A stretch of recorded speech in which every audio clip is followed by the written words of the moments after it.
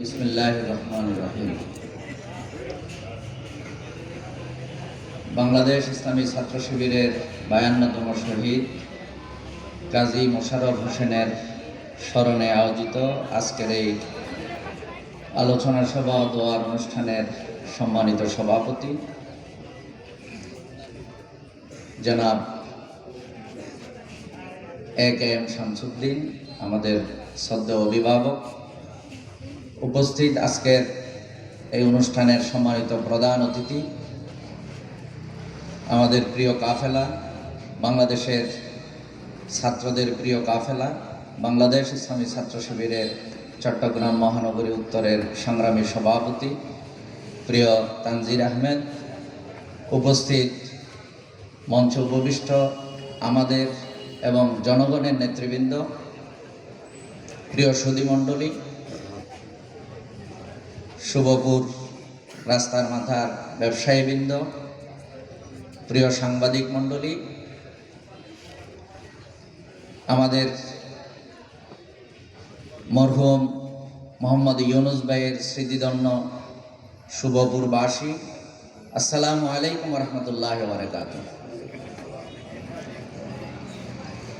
শহীদ মোশাররফ হোসেন 1993 সালের 12 জানুয়ারি ইন্তেকাল করেছেন, শহীদ হয়েছেন।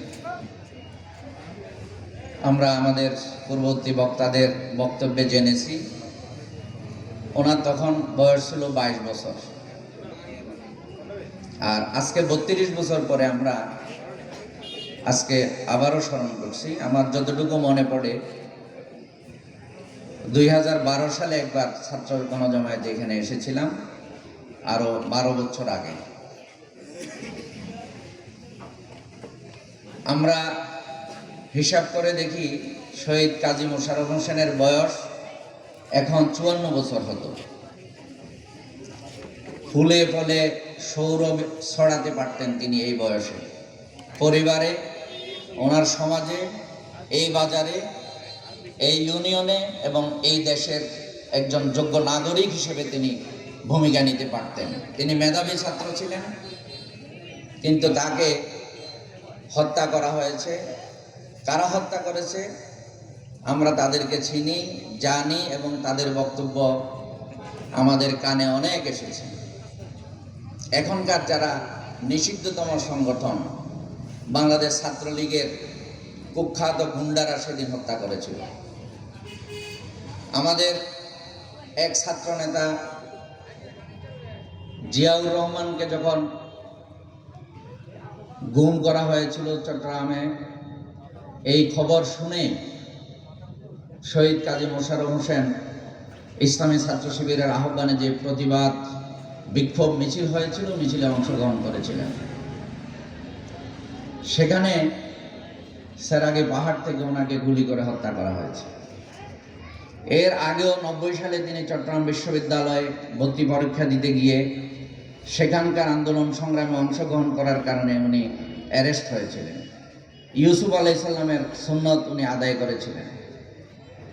এভাবে তিলে তিলে উনি নিজেকে গড়েছিলেন ইসলামী বিপ্লবের পথে।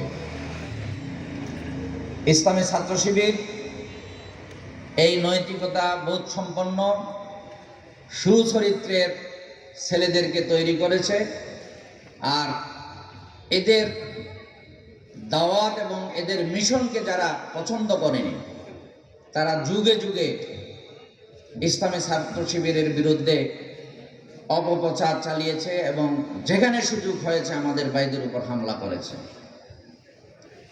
এই হামলার মধ্য দিয়ে ইসলামী ছাত্র শিবির তার সংগঠনকে গুছিয়েছেন এবং বিপ্লবের একটি নেশায় মুক্ত হয়ে ইসলামী ছাত্র শিবির এবারের 36 দিনের আন্দোলনে, 36তম জুলাইয়ের আন্দোলনে, 5ই আগস্টে ইসলামী ছাত্র শিবির নিজেকে একটি সফল সংগঠন হিসেবে পরিচিত করতে সক্ষম হয়েছে। আপনারা জানেন সারজিস আলম এবার ইসলামী ছাত্র শিবিরের সম্মেলনে গিয়ে বক্তব্য দিয়েছেন যে ইসলামী ছাত্র শিবিরের অবদান বৈষম্য বিরোধী আন্দোলনে কেমন ছিল।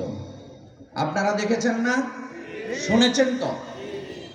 এটি ইসলামী ছাত্র শিবির এটি একটি কমিটেড সংগঠনের নাম। ইসলামী ছাত্র শিবির শুধু সুচরিত্রবান ছাত্র তৈরি করা নয়, বাংলাদেশের এই 90% মুসলমানের এই দেশে কোরআন সুন্নাহকে প্রতিষ্ঠা করার জন্য বিপ্লবের নেশায় বাংলাদেশ ইসলামী ছাত্র শিবির তাদের পরিচয়কে জনগণের কাছে পরিষ্কার করতে সক্ষম হয়েছে। ইসলামী ছাত্র শিবির উড়ে এসে জুড়ে বসা কোনো ছাত্র সংগঠনের নাম নয়। আজকে শহীদ মোশাররফ স্মৃতি পাঠাগার শুভপুর বাজারে আয়োজন করেছে। মূল মিশন হচ্ছে বাংলাদেশ ইসলামী ছাত্র শিবির। ইসলামী ছাত্র শিবিরের মুরব্বীদের প্রিয় কাফেলার নাম হচ্ছে বাংলাদেশ জামাত ইসলামী। বাংলাদেশ জামাত ইসলামের নেতৃবৃন্দ ফাঁসির কাষ্ঠে গিয়ে নিজেদেরকে প্রমাণ করেছেন। দুনিয়ার কোন লোক তাদেরকে ফাঁসির কাষ্ঠ থেকে সরিয়ে আনতে পারেনি। আল্লামা দেলোয়ার হোসেন সাঈদীকে সৌদি আরবে নিয়ে পাত্রে রাখবেন এবং সুযোগ সুবিধা দিবেন বলে অনেক বিষয় ওনাকে লোভ দেখার পর উনি বলেছেন, না, আমাদের পথ একটাই, আমরা কখনো আমাদের পথ থেকে হোঁচট খেতে পারবো না। তখন ওনাদেরকে নজিবুল বশর মাইজভান্ডারী মাধ্যমে ধর্মীয় অনুভূতিতে আঘাতের একটা আচমকা স্লোগান তুলে দিয়ে, কোন ধর্ম সেটা আমরা বুঝতেছি না, কিসের ধর্মের উপর আঘাত দিয়েছেন, ওনাদেরকে অ্যারেস্ট করেছেন।